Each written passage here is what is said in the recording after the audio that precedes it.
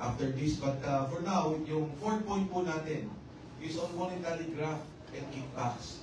And may I call on Vice Mayor Attorney Harold Respicio to discuss this. Magandang hapon po sa inyo lahat. And thank you so much for coming dito sa aming press con. Ako po si Attorney Harold Respicio, elected Vice Mayor ng Reyna Mercedes Isabela. Ako po ay nagre-representa ng lahat ng Pilipino, lahat ng probinsyano, lahat ng Ilocano, lahat ng Taga-Luzon, at lahat ng mga kumukontrang elective official laban sa administrasyon na ito. Dahil hindi totoo ang sinasabi nila na may solid north. Hindi totoo na solid ang mga probinsyano at Ilocano sa kanya. Kasama namin si Javito. Hindi totoo na nakampi nila lahat ng mga nakuupong opisyal sa ating gobyerno dahil nandito ako, pinapakita ko yan. Kaya ako lumapit dito dahil walang kwenta yung pinail na unang impeachment complaint. Nakakaunti. Diskarte nila yun para wala nang maayos na umandar na impeachment complaint. Kaya nung nakita ko na yung mga may track record na successful impeachment, mga successful endorser, number one na political lawyer sa ating bansa at napakakapal na papeles at napakakapal na ebidensya. Sali ako dyan! Dahil gusto namin marami ang grupo namin. Dahil ako ay lone wolf lamang, wala akong kakampi. Lahat kinakalaban ko basta masama, kakalabanin kita. Kasama ako dyan. Kaya nandito ako para patunayan na merong totoong nangyaring graft and corruption. Ito po ang discussion namin sa aming complaint. Naniniwala ba tayo, meron pa bang doubt na merong malawak ang nangyari na nakawan dito sa ating bansa? Inamin na nila, hindi ba? At inamin na rin nila, alam na rin natin na ang grupo nila ang nagnakaw. Si Sandy, si Romualdez, at si BBM. Ang problema na lang ngayon ay nagtuturuan sila! Sino? Ngayon, kung nasa korte tayo ngayon, ang question na lang ay yung credibility. Ang credibility ba ni Sandy versus yung credibility ni BBM?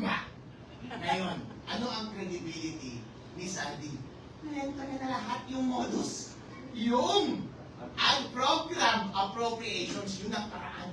Ang pagnanakaw sa budget ng PhilHealth.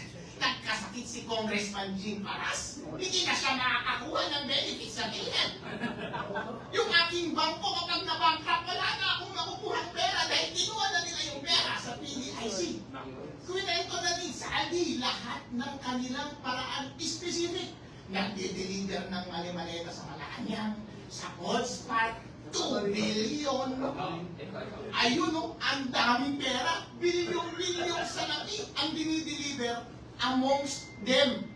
Yun yung isang side ng credibility. Ngayon, tignan natin yung isang side ng credibility. Anong sagot? AI. AI daw. Kung ikaw ang husgado, sino ang paniniwalaan mo? Yung kasama sa conspiracy na tinuturo nila ang bawat isa o yung nagpapalusot na mastermind? Alam mo yan, kapag ikaw ang husgado, convicted yan. Kaya ang tanong lamang, ang simple question lamang, on the ground of graft and corruption, dito sa aming impeachment complaint, maniniwala ka ba kay Sandy? Kapag naniniwala ka kay Sandy at hindi ka naniniwala sa palusot ni BBM, impeach dapat si BBM dahil ground for impeachment ang graft and corruption. Dagdag lang ako, no? Hindi lang graft and corruption. Yung pagtanggap ng 2 billion per month SOP or 57 billion na kickbacks, allegedly, na diniliver ni Saldico sa kanya, kay President Marcos Jr., the respondent in our impeachment complaint, yan po ay violation ng Constitution, culpable violation. I'm referring to Article 7, Section 13. Bawal ang conflict of interest. Bawal kumuha ng kickbacks. Bawal kumanggap ng regalo sa mga transaksyon sa gobyerno. Saan ba galing itong 57 billion or 2 billion per month? Sa mga contractor po ito na may transaction sa gobyerno. Yan ang culpable violation of the Constitution of the President aside from Republic Act 3019, anti-graft law. Dalawa po ang kanyang violation dito sa kickback scheme or SOP na sinabi ni Sandy Ko. Yung bribery ay kasama na sa graft and corruption, kasama na rin siya dito sa Article 7, Section 13 of the Constitution. Kasi dito po, no, nandito na sa articles namin. Pero Saldi ko mention 25 billion pesos na siya ang nagdala. Kung committee in-establish ang tamaring na drop-off point.